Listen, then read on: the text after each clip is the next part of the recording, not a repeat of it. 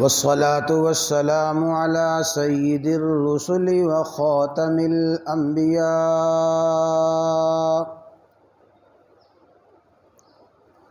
اللهم صل على سيدنا ومولانا محمد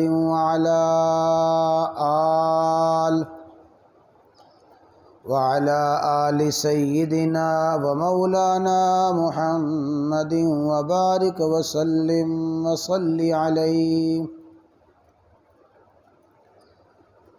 عن أبي هريرة رضي الله تعالى عنه قال رسول الله صلى الله تعالى عليه وسلم: إذا اتخذ الفيء دولا والأمانة مغنما والزكاة مغرما وتعلم لغير الدين وأطاع الرجل امرأته وعق أمه وأدنى صديقه وقصى أباه وظهرت الأصوات في المساجد وساد القبيلة فاسقهم وكان زعيم القوم أرذلهم وأكرم الرجل مخافة شر وظهرت القينات والمعازف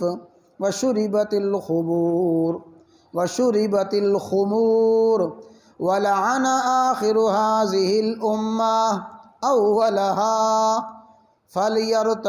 فليرتقبوا عند ذلك ريحا حمراء وزلزلة وخسفا ومسخا وقذفا وآيات تتابع أو كما قال النبي صلى الله تعالى عليه وسلم وصدق رسول الله.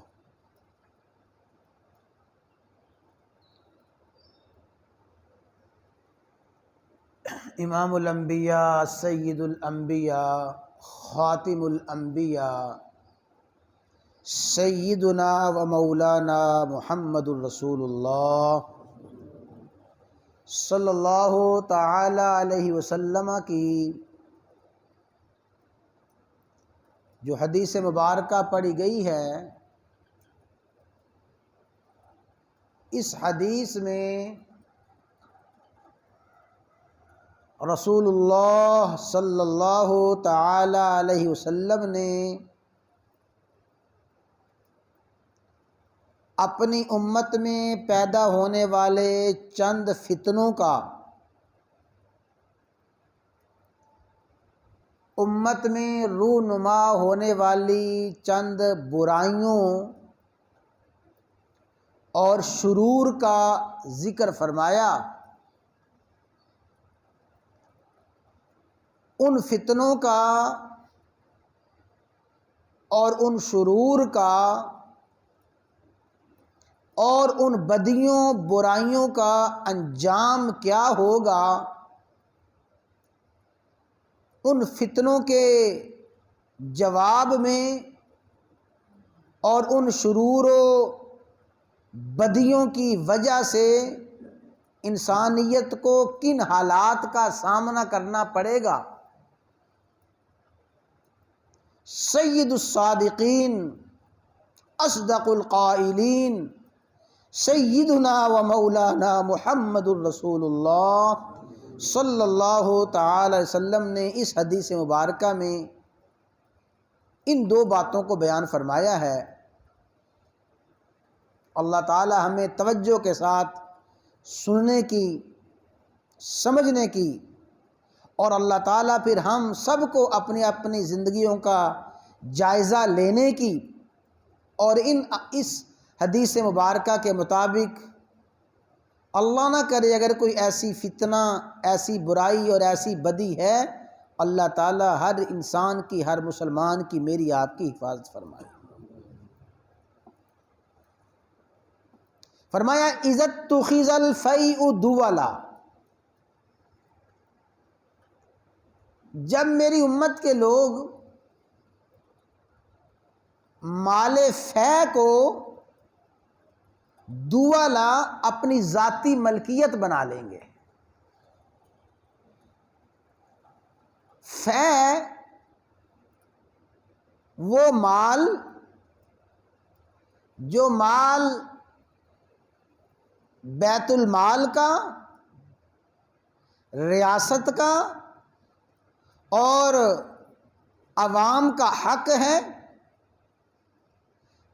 بیت المال کے مال کو، ریاست کے اور حکومت کے مال کو دووالا اپنی ذاتی ملکیت قرار دے دیں گے.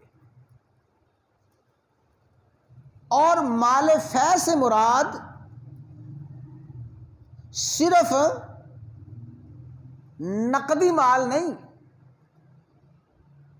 صرف روپیہ پیسہ ہی نہیں، بلکہ فے میں سارے کے سارے سرکاری وسائل آتے ہیں. سرکاری وسائل کو اور سرکاری خزانے کو اور اس سرکار میں سے حاصل ہونے والے ہر قسم کے اسباب کو حاکم وقت اور ذمہ دار لوگ اس سرکاری وسائل کو اپنی ذاتی ملکیت سمجھنے لگے. اذا اتخذ الفیء دولا، جب سرکاری وسائل کو، سرکاری مال کو اپنی ذاتی ملکیت بنا لیا جائے، پہلی بدی. اور یہ فتنے اتنے عام ہیں، اتنے ظاہر ہیں کہ اس کی کسی قسم کی تشریح کی ضرورت نہیں ہے. اس لیے میں ترجمہ عرض کروں گا، مختصر سی تشریح صرف اشارتاً. والامانۃ مغنمہ، اور امانت کو مغنمہ مال غنیمت سمجھ لیا جائے. جتنے بھی امانت کے اسباب ہیں، مال کی صورت میں ہو اور دیگر وسائل کی صورت میں ہو، کسی قسم کی امانت ہو، اس امانت کو ایسے ہی استعمال کیا جائے جیسے مال غنیمت کو استعمال کیا جاتا ہے. اور امانت کے بارے میں وہ حدیث مبارکہ یاد رکھیں. صحابی آ کے سوال کرتا ہے رضی اللہ تعالیٰ عنہ، یا رسول اللہ صلی اللہ علیہ وسلم متی تقوم الساعہ، قیامت کب آئے گی؟ فرمایا اذا ضیعت الامانہ، جب امانت کو ضائع کرنا شروع ہو جائے، جب امانت کو ضائع کر دیا جائے گا، امانت کو ضائع کیا جانا شروع ہو جائے گا، قیامت آ جائے گی. تو صحابی رسول اگلا سوال کرتے ہیں کہ یا رسول اللہ صلی اللہ علیہ وسلم امانت کیسے ضائع کی جائے گی؟ فرمایا اذا وسد الامر الی غیر اہلہ، جب کوئی بھی عہدہ اور کوئی بھی منصب نااہل کو دے دیا جائے تو یہی امانت کا ضائع کرنا ہے. نااہل کو، نالائق کو عہدہ دے دیا جائے، منصب دے دیا جائے، امانت ضائع ہوگی. تو فرمایا جس کے پاس امانت ہے یعنی عہدے کا اختیار ہے، وہ اس عہدے کے اختیار کو اور اس منصب کو سپرد کر دے گا نااہل لوگوں کے. دو فتنے. تیسرا والزکوٰۃ مغرمہ، اور زکوٰۃ ادا کی جائے گی مغرمہ، تاوان سمجھ کے، جرمانہ سمجھ کے. معاذ اللہ، زکوٰۃ عظیم ترین عبادت ہے اور اسلام کے بنیادی احکامات میں سے ہے، لیکن وقت ایسا آ جائے گا کہ لوگ زکوٰۃ ایسی تنگ دلی کے ساتھ اور ایسی تنگ دلی کے ساتھ، ایسے جبر کے ساتھ زکوٰۃ دیں گے جیسے ٹیکس لیا جاتا ہے یا جیسے جرمانہ ادا کیا جاتا ہے۔ کوئی شخص بھی ظاہر ہے کہ خوش دلی کے ساتھ جرمانہ تو ادا نہیں کرتا، تنگ ہو کے، بد دل ہو کے، غصے میں وہ جرمانہ دیتا ہے۔ اسی طرح زکوٰۃ اگر دے گا تو زکوٰۃ کو جرمانہ سمجھ کے دے گا، اسے عبادت سمجھ کے نہیں دے گا، اور زکوٰۃ دیتے ہوئے اللہ تعالیٰ کا شکر ادا نہیں کرے گا، یا اللہ تیرا شکر ہے تو نے مجھے یہ فریضہ ادا کرنے کی توفیق عطا فرمائی ہے۔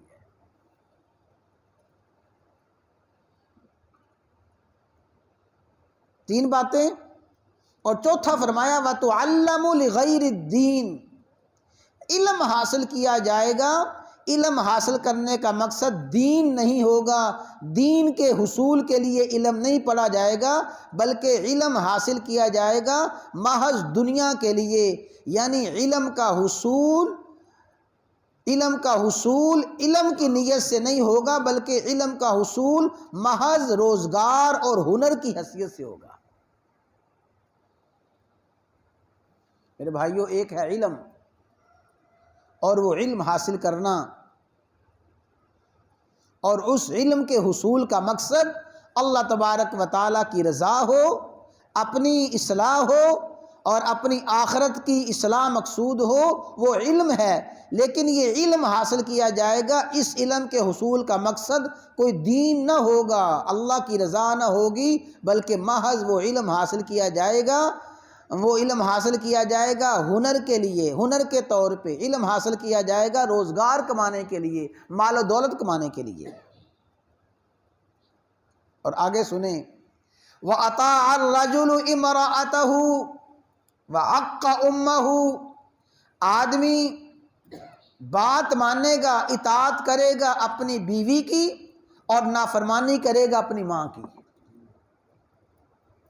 اپنی ماں کی نافرمانی کرے گا اور بیوی کی اطاعت کرے گا، یعنی وہ امور اور وہ کام جن کاموں میں بیوی کی بات نہیں ماننی، جن امور میں بیوی کی بات نہیں ماننی، ان امور میں بیوی کی اطاعت کرے گا، اور وہ امور جن امور میں ماں کی نافرمانی نہیں کرنی، ان امور میں ماں کی نافرمانی کرے گا۔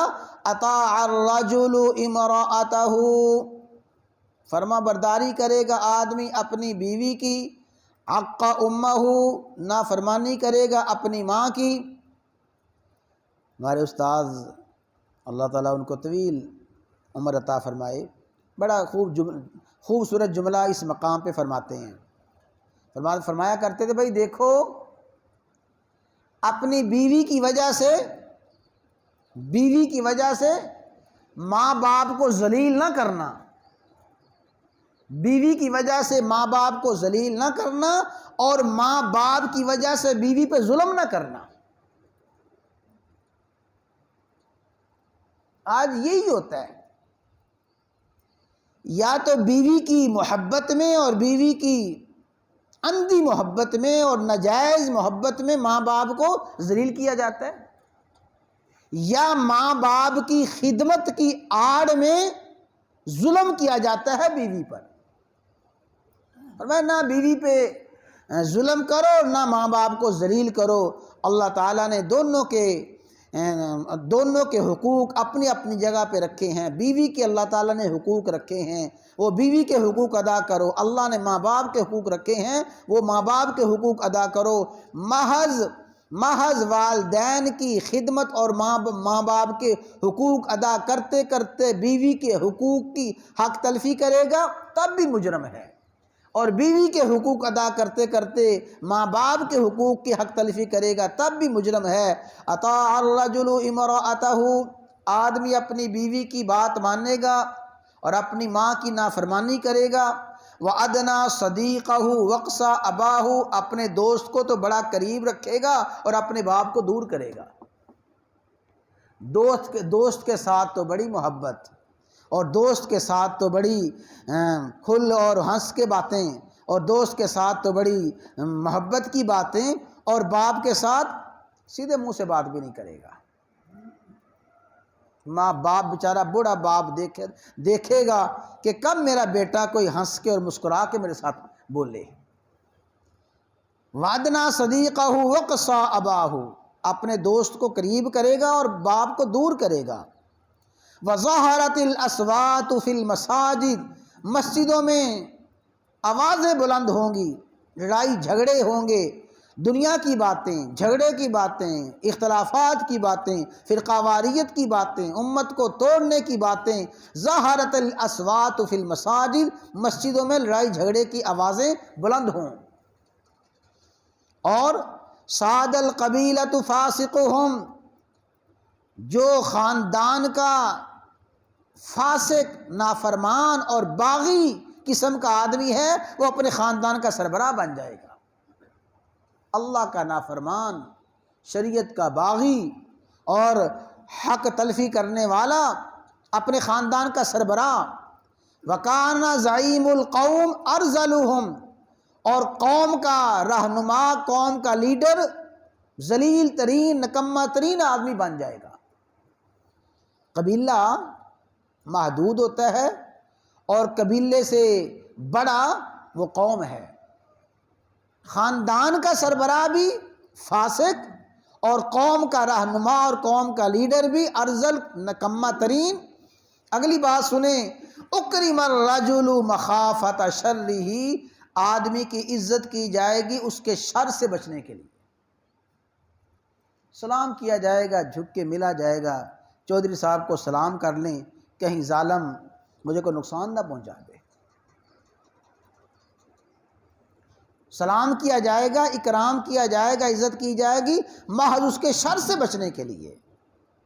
کوئی محبت نہ ہوگی دل میں، نہ عقیدت ہوگی، دل میں 5-7 گالیاں نکالے گا اور زبان سے سلام کر لے گا اس کے شر سے بچنے کے لیے۔ اور وظہرت القینات والمعازف، رقص و سرود، گانا بجانا، باجا اور گاجا عام ہو جائے گا۔ وشربت الخمور، شراب پی جائے گی، اور جیسے عرض کیا گیا تھا پچھلی دروس میں، شراب پی جائے گی، شراب کا نام بدل کے، شراب کو شراب نہیں کہا جائے گا۔ وَلَعَنَ آخِرُ هَٰذِهِ الْأُمَّةِ أَوَّلَهَا، بعد کے لوگ برا بلا کہیں گے پہلے لوگوں کو، دور حاضر کے لوگ برا کہیں گے پہلے اسلاف کو، اکابر کو، بزرگوں کو۔ اور ایسا ہے، کہیں بزرگوں کو برا بلا کہا جاتا ہے محض اس ظام میں اور اس خیال میں کہ ہم دین کو اچھا سمجھنے والے ہیں۔ جو پہلے بزرگ گزرے ہیں، ائمہ کرام، فقہاء کرام، انہوں نے دین کو نہیں سمجھا، احادیث کو وہ صحیح نہیں سمجھ سکے۔ احادیث کا مطلب تو ہم سمجھتے ہیں، فقہاء کو، ائمہ کو، علماء کو، پہلے گزرے ہوئوں کو، اور حتیٰ کہ چلتے چلتے تابعین، تبع تابعین تک، اور بعض بدبخت اور بد نصیب اور قسمت کے مارے صحابہ کرام تک پہنچ جائیں گے، صحابہ کرام کو برا بلا کہیں گے۔ فرمایا جب یہ حالات ہوں اور یہ فتنے ہوں، اللہ اکبر۔ اب بھائی میں آپ سے پوچھنا چاہتا ہوں، ہر آدمی سوچے کہ جتنی بدیاں اور جتنے شرور اور جتنے فتنے سید الصادقین صلی اللہ علیہ وسلم نے بیان فرمائے ہیں، ایمانداری سے سوچیں ان میں کوئی ایک بات بھی ایسی ہے جو آج امت میں نہ پائی جاتی ہو۔ اجتماعی طور پہ سوچنے سے پہلے انفرادی طور پہ سوچنا ہے، فلاں یوں کرتا ہے اور فلاں یوں کرتا ہے، فلاں جگہ یہ ہوتا ہے، اس سے پہلے میں کیا کرتا ہوں۔ انفرادی محاسبہ ہر کوئی انفرادی محاسبہ کرے گا، اجتماعی محاسبہ خود بخود ہو جائے گا۔ یہ رسول اللہ صلی اللہ علیہ وسلم نے ہمیں آئینہ دکھایا ہے کہ دیکھو اس آئینے میں تمہیں اپنی شکل نظر آ رہی ہے، اس آئینے میں دیکھو اپنا کردار نظر آ رہا ہے۔ جب یہ کردار ہو انفرادی طور پہ، اجتماعی طور پہ سنیں، فَلْيَرْتَقِبُوا عِنْدَ ذَلِكَ، اس وقت انتظار کرو، اس وقت انتظار کرو اللہ کے غضب کا، اللہ کی ناراضگی کا، اللہ کی پکڑ کا انتظار کرو۔ کیسے؟ ریحًا حمراء، سرخ آندیاں چلیں گی، سرخ آندیاں آئیں گی، طوفان آئیں گے اور ایسی ہوائیں چلیں گی، وہ ہوائیں اور وہ طوفان اور وہ سرخ آندیاں تباہی بربادی لے کے آئیں گی۔ وزلزلہ، اس وقت زلزلے آئیں گے، خسفاً، اس وقت زمین میں دھنسا دیا جائے گا، مسخاً، شکلوں کو مسخ کر دیا جائے گا، قذفاً، آسمان سے پتھروں کی بارش ہوگی۔ اور فرمایا وآیات، تتابع، لگاتار پریشانیاں، لگاتار مصائب، لگاتار مصیبتیں، پریشانیاں، لگاتار حالات کی سنگینی۔ فرمایا مثال یوں سمجھو جیسے ایک لڑی ہو اور تسبیح ہو، تسبیح کا دھاگا ٹوٹ جائے، دھاگا ٹوٹتے ایک ایک دانہ گرتا جاتا ہے۔ جس وقت امت میں یہ حالات پیدا ہوں گے، پھر لگاتار امت پہ مصائب اور مشکلات آتی جائیں گی۔ میرے بھائیوں، اس حدیث مبارکہ کو انتہائی سمجھنے کی، یاد رکھنے کی ضرورت ہے کہ ایک پریشانی سے نکلیں گے، دوسری پریشانی، ایک مصیبت سے جان چھوٹے گی، دوسری مصیبت، ایک آزمائش سے جان چھوٹے گی، دوسری آزمائش۔ فرمایا کہیں آندھیاں، سرخ آندھیاں، ہوائیں، طوفان چلیں گے، کہیں زلزلے آئیں گے، کہیں زمین میں دھنسا دیا جائے گا، شکلوں کو مسخ کر دیا جائے گا، آسمان سے پتھروں کی بارش ہوگی۔ اور وہ پتھر، آپ کیا سمجھتے ہیں کہ یہ جو پتھر جسے ہم پتھر کہتے ہیں، یہی پتھر ہیں؟ اتنے بڑے بڑے اولے اور یالا باری، اتنے بڑے بڑے اولے، یہ پتھر نہیں، یہ تو اور کیا ہے؟ یہ بھی تو پتھر ہی ہیں۔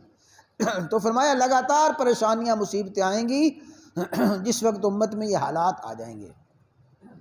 تو میرے بھائیوں، اس وقت انفرادی اجتماعی حالات کا جائزہ لینے کی ضرورت ہے، ان پریشانیوں کو، مصائب کو دیکھنے کی ضرورت ہے۔ پھر ان پریشانی اور مصائب کو دیکھنے کے بعد ان فتنوں کو دیکھیں کہ یہ فتنے ہمارے اندر پائے جا رہے ہیں۔ جب یہ پائے جائیں گے تو پھر ان حالات کا سامنا کرنا پڑے گا۔ جس وقت ہم ان فتنوں سے، ان بدیوں سے، ان شرور سے اپنے آپ کی حفاظت کریں گے، اللہ کے حضور توبہ استغفار کریں گے، اللہ تبارک و تعالی حالات کو پھر انسانیت کے حق میں کر دے گا۔ انسانیت کے لیے حالات نفع کا باعث ہوں گے۔ پھر آندھی آئے گی، ہوا آئے گی، وہ نفع والی ہوا ہوگی، وہ خیر لے کے آئے گی، سارے کے سارے حالات خیر کے حالات ہوں گے۔ تو اللہ تعالیٰ اس حدیث مبارکہ کو سمجھنے کی، ذہن میں بٹھانے کی، یاد رکھنے کی توفیق عطا فرمائے۔ ان حدیث میں جتنی شرور و آفات اور برائیاں بیان کی گئیں، اللہ تعالیٰ تمام شرور و آفات سے، بدیوں سے میری آپ کی، ہر مسلمان کی، بلکہ ہر انسان کی حفاظت فرمائے۔